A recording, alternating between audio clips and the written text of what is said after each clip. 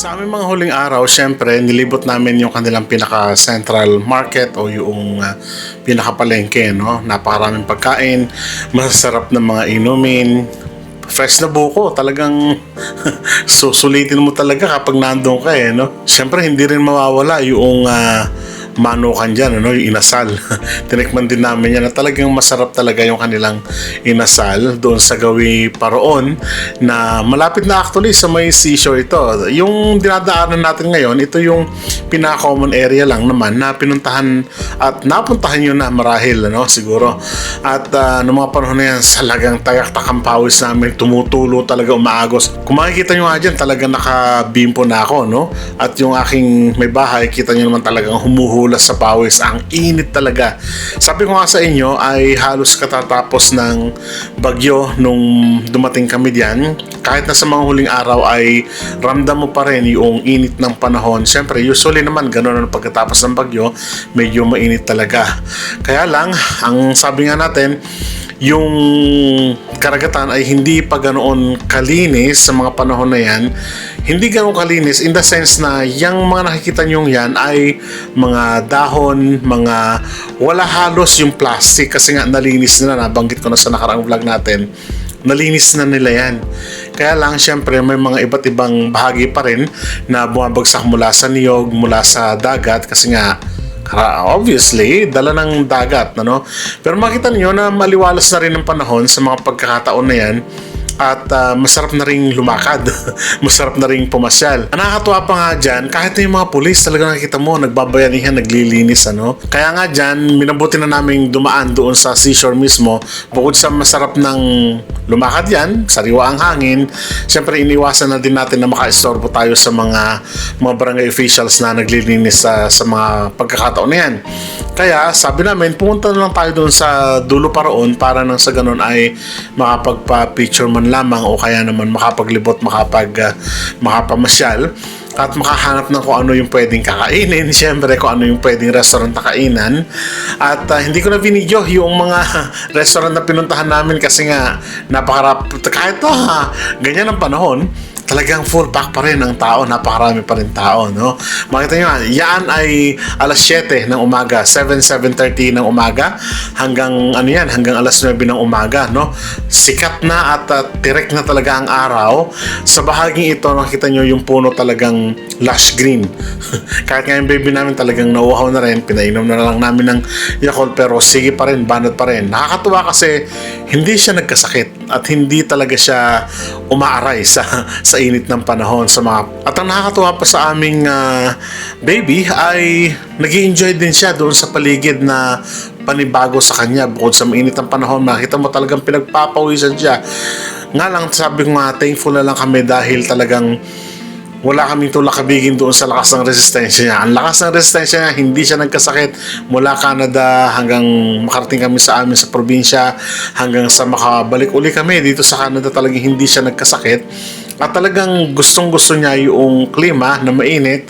Talagang gusto niya pang bumaba para maglakad. Kaya lang sa pagkakataon na yan ay talagang kailangan naming puntahan yung pinakadulo, no? Diyan, medyo alumpihit na siya at gusto niya nang bumaba. Pagkatapos naming makahanap ng kakainan o makakain sa mga restaurant na pinuntahan namin sa Gawing Dulo, masarap yung kanilang seafood, siyempre yung buko talagang, hindi ko malimutan yung buko, ang tamis-tamis. Walang asukal, pero parang yung buko dun sa amin, buko dun sa probinsya namin, ano? Si Kuya ay taga Luzon, pero nakapangasawa siya, yung driver namin na yan, ay nakapangasawa ng taga diyan sa Gawin Aklan, at napakabait niya, no? Tinuro niya kami sa mga kung saan yung talagang pupuntahan. Dito nga namang ako doon sa tinatawag nating mangrove area na protected na ngayon ng government, ng municipal and the provincial government ng Aklan. At makikita mo doon yung iba't ibang pahingahan, paanakan, talagang hindi naman resting place, ano? Kundi talagang inilaan siya para sa mga isda na nanganganak. At kung, hindi ko alam kung nakikita nyo sa camera, pero hindi siguro, sa ilalim ng bridge na yan, sa ilalim ng Trafalgar na yan, napakaraming isda, talagang lush green yung mangrove, ang lawak-lawak, at napakaraming isda sa ilalim. Last time we talked, you had nothing to say. You chose to walk, give what we had away. I hope you get what you're looking for, but babe, with me, you close the door on everything we could have been. Don't go thinking we could be friends. No, you can't bring us back from the dead. 'Cause when you know, and when you don't, when it ends, it ends. When it ends, it ends. Dinala din kami ni Kuya doon sa, hindi ko alam, sa Yungib.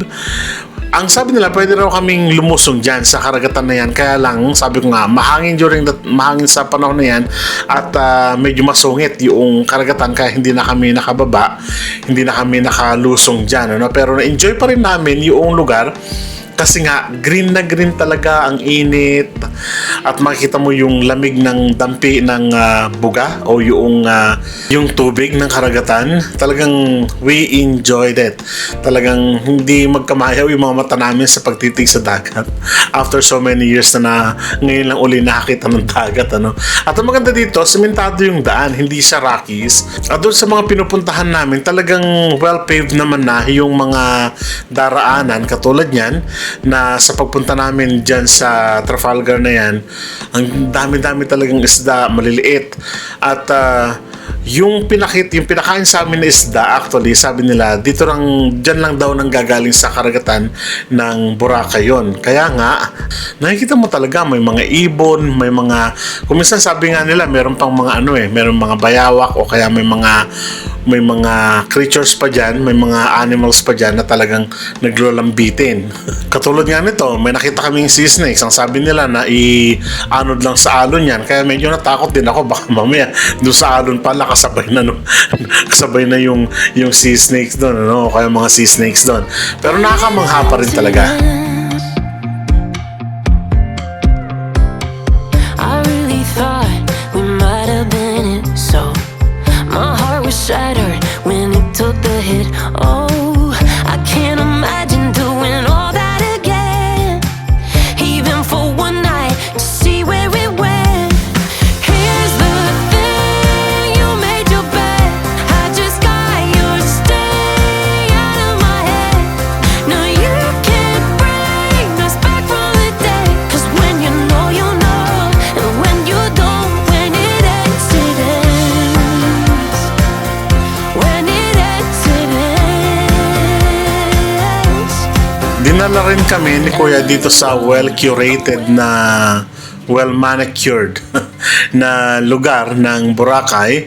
At ang nakakalungkot na sinabi ni Kuya dito na ang aming driver, ng pedicab driver, ay noong una tinututulan nila yung mga development dito dahil kung mauna-una nasira yung, hindi naman sa nasira kundi nabawasan yung ecological, kumbaga, na tahanan ng mga unggoy, ng mga animals na nandito, at pinalitan ng mga sementadong daan, mga konkretong structures at malalaking gusali. Ang lalakat talaga ng gusali, hindi ko imagine na ganun pala kalalaki, katataas yung mga building doon sa lugar na ito. Ang alam ko, si Ethel Buba nakatira dito, may tahanan dito may nabili.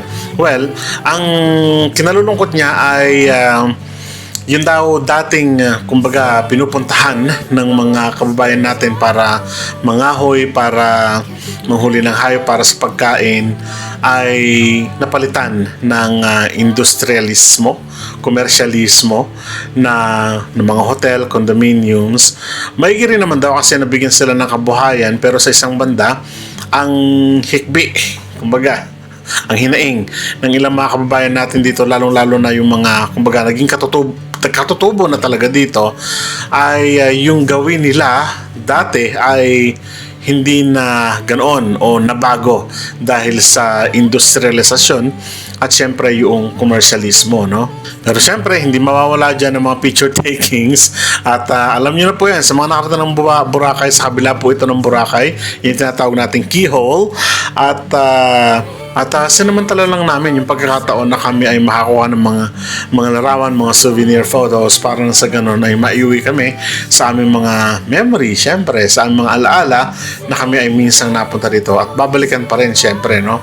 At ito nakakalungkot dito, sa aming pagkuwi ay dala ko pa rin yung angs, yung hinaing ng kuya at ng ilang mga kababayan doon na sa kabila ng komersyalismo ay ganito pa rin yung kabuhayan ng ilan sa mga kababayan natin at ang sinasabi nila dapat ay fair share na yung mga kumbaga, empleyado ay 100% sana na aklanon o kaya naman ay taga doon para na sa ganon mabigyan talaga ng totoong kabuhayan at tuwirang kabuhayan yung mga kababayan natin sa Boracay at hindi yung mga turista, no?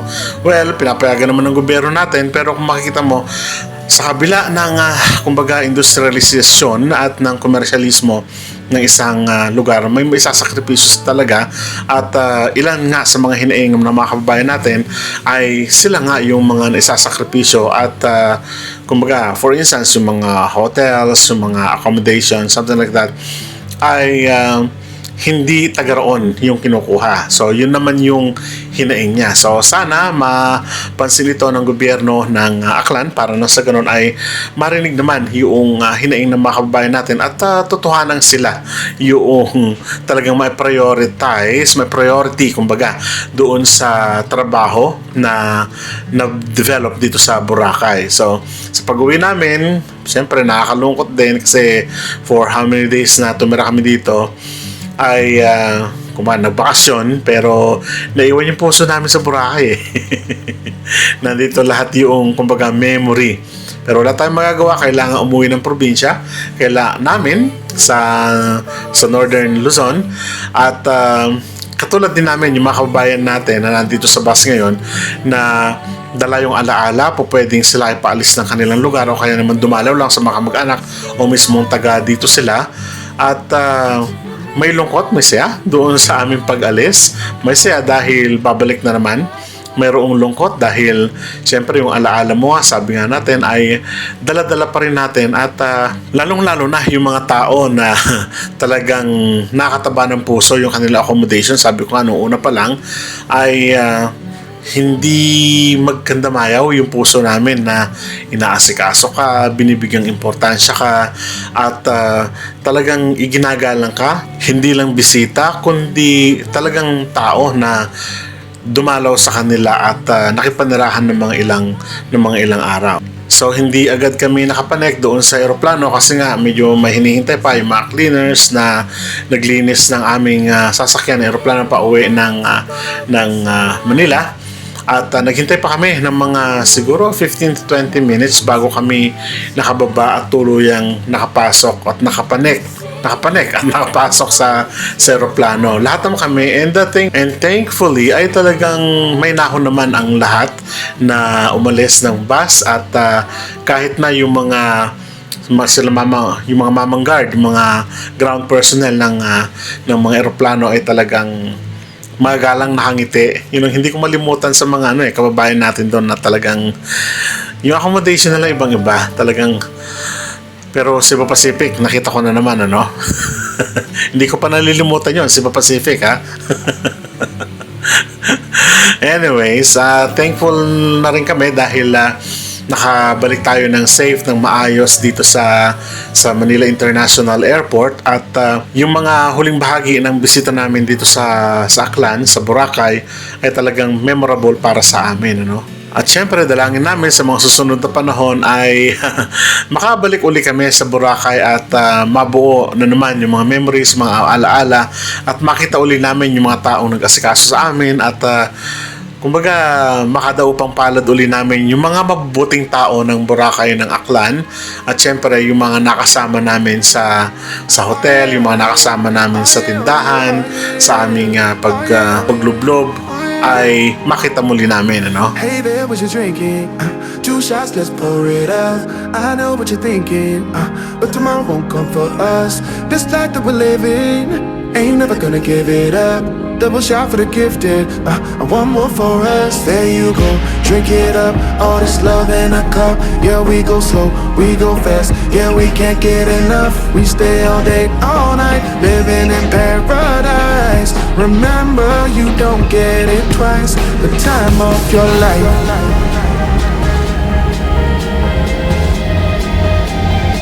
This is the time of your life. Remember, you don't get it twice. The time of your life.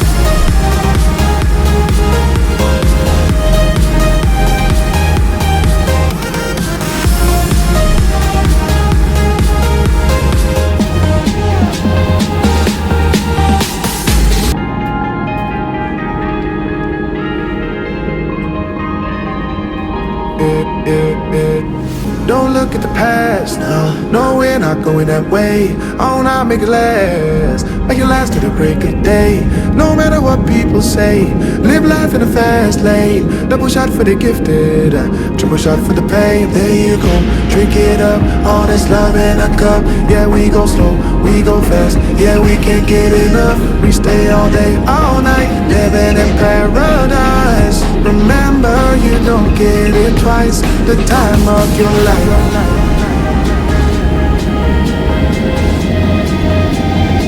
This is the time of your life. Remember, you don't get it twice. The time of your life.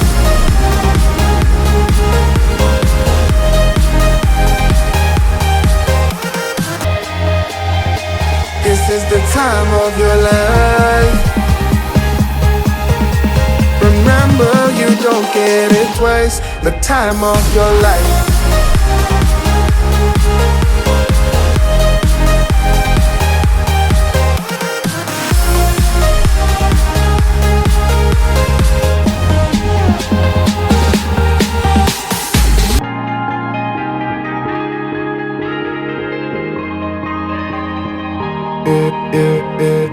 Don't look at the past, no, we're not going that way.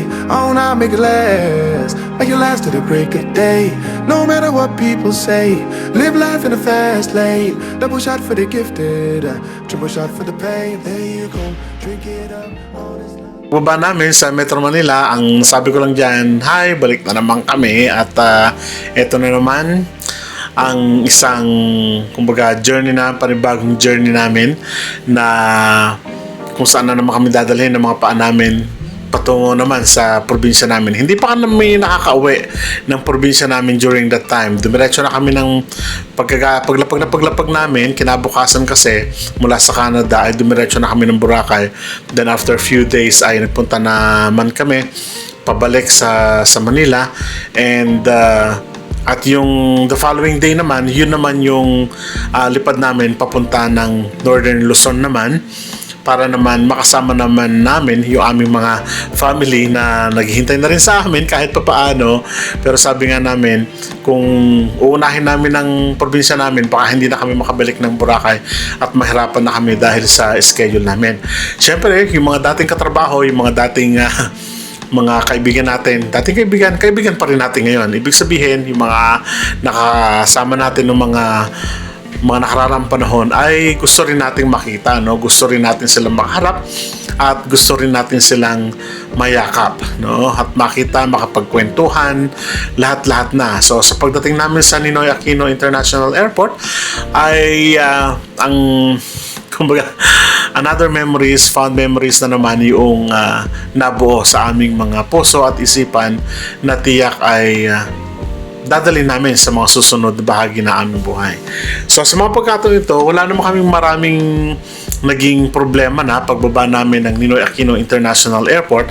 Mas mabilis na, kumbaga wala pa kaming 30 minutes mula nung nag-disembark kami, nung bumaba kami. Nung nag-disembark kami, talagang wala na kaming problema pa at nagkita na nga lang kami ng aming mga bagahe sa baba.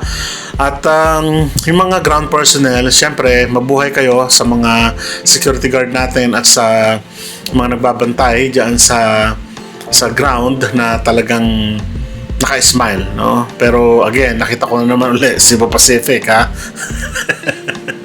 Sorry Cebu Pacific, kaya lang nagkaroon kami ng hindi magandang experience sa inyo. But anyways, karamihan naman, hindi naman lahat, no? Hindi naman lahat. And finally, nakababa na rin tayo at yeah, dito natapos ang aming Boracay Adventure. Samahan niyo po kami sa susunod na mga adventure pa ng aming family at maraming salamat. Please subscribe and comment down below kung nagustuhan niyo po yung aming mga adventure na kasama po namin kayo. So maraming salamat po, no?